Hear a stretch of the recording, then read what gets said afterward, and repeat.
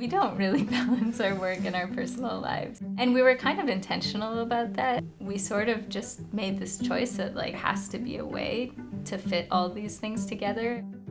Hi, my name is Taylor Levy. I'm Che-Wei Wang. We're designers at CW&T.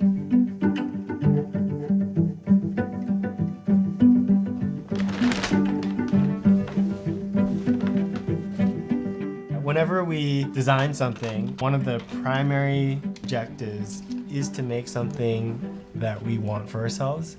Many people know the Dieter Rand principles of good design.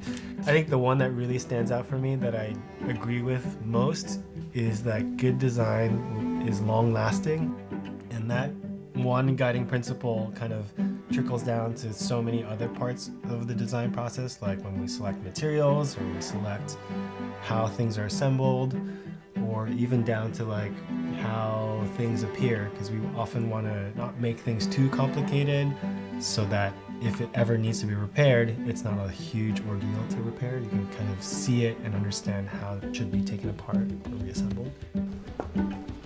This is our favorite pen also. Mm-hmm. This is the one that we use the most of all of our pens, for sure, right? Mm-hmm. Yeah, I carry lots of them. Yeah. Where are they right now? I have none. I have none on me. It's weird that I have none on me right now too. We started our studio right after grad school. We met each other in grad school. We were writing software, custom software applications, and at the time it was mostly big screen, mobile interactive stuff. We did a lot of consulting projects in software at the very beginning to feed ourselves. And on the side, we would design products and do other projects that were more nourishing for our creative interests. There's always the balance of, making sure that it's sustainable financially, but also making sure that it's sustainable in terms of fulfilling the things we actually want to do in our lives. Oh, for me? For me? For me? When we had kids, we were actually in second round of grad school. I was always like, how are we gonna do this? How is this actually gonna work out with like all of the things that we want to do in the creative practice and the life that we kind of are imagining for ourselves? We were very intentional about putting our workspaces in our house because amount of time to get to sort of transition into a working space from a family space and work on our own stuff. And we don't often have big stretches of time. We'll do it often when our kids are sleeping. We spend so much of our time, we just steal moments.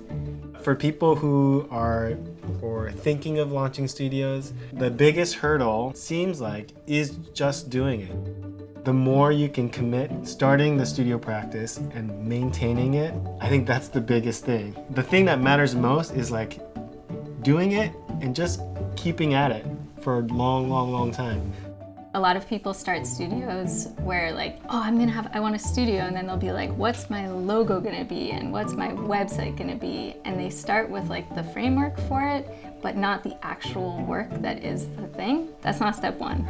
Do the work, that's step one. And the other stuff happen when it has to happen. We don't plan to retire.